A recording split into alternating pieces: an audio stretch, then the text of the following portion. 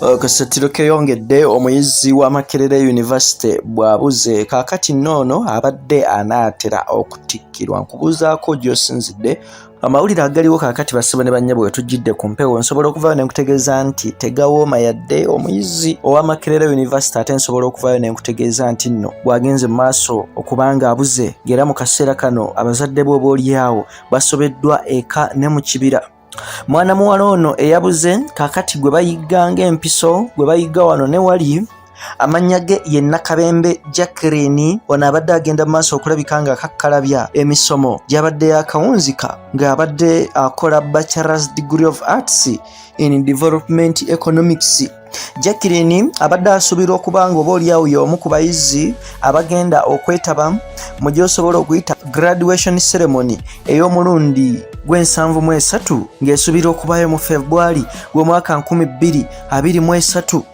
Wabula tugenze ku ground ne tukola okufeffeta wakati, ng'era mwana muwala ono Nakabembe Jacklin yasembwayo okugwako ekimunye oba eky'omulubaale Sabbiiti 2 wazindaba emabega.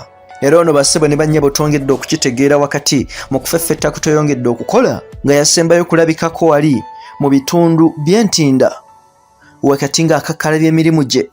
Okusinziira wakati mu kunoonyereza kwe tweyongedde okubanga tukola, mukazi wattu ono yali yeefunirayo akalimu k'osobola okuyita temporary job oba akalimu akasobola okulabika nga kamubeezaawo ng'ate oboolyawo wanoonya omulimu omunene wali ku bannaffe abamanyikiddwa nga Wefunile Driving School abasangibwa mu bitundu by'e Ntinda.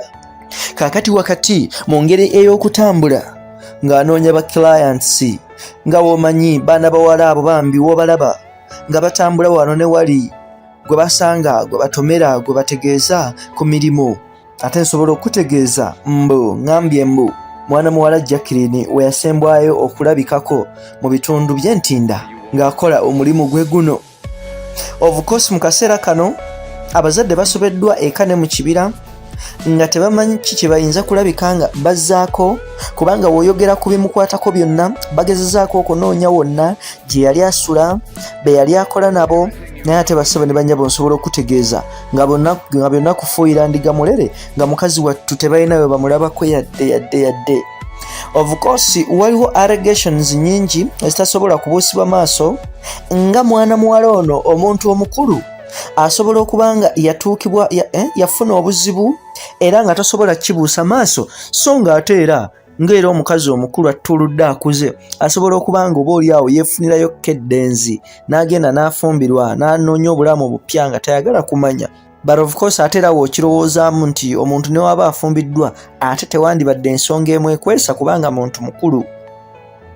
N'olwekyo ekimu ku byo kye kituufu, either okubanga yafuna obuzibu, either okubanga yatuusibwako emitawaana, either okubanga yawambibwa, oba yafuna obulamu gye yagenda wakati nga tasobola kuddamu kuwuliziganya n'abantu balala. Naye Jacklin wonna w'obanga Bambi gy'oli, njagala okutegeeza nti ab'eŋŋanda, mikwano gyo n'abantu ab'enjawulo bonna emitima gibatundugga nga beeraliikirira ku lw'obulamu bwo okubanga oboolyawo tolabikako.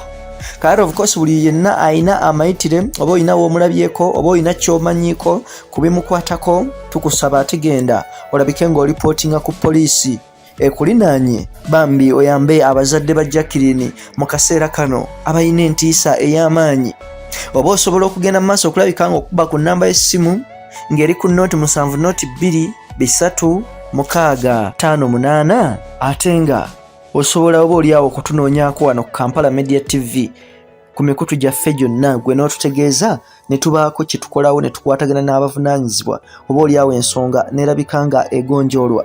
Ebintu bwe bityo bwe biri. Kakati nkugamba kola ekintu kimu, subscribing, sharing, commenting, agenda ku mitimbagano gyonna tweyongere okukolera okufeffeta okw'omuzinzi yonna gy'osinzidde mwana wa taata yenze Ssemaganda Moses Hope lwa Kampala Media TV yonna gy'osinzidde.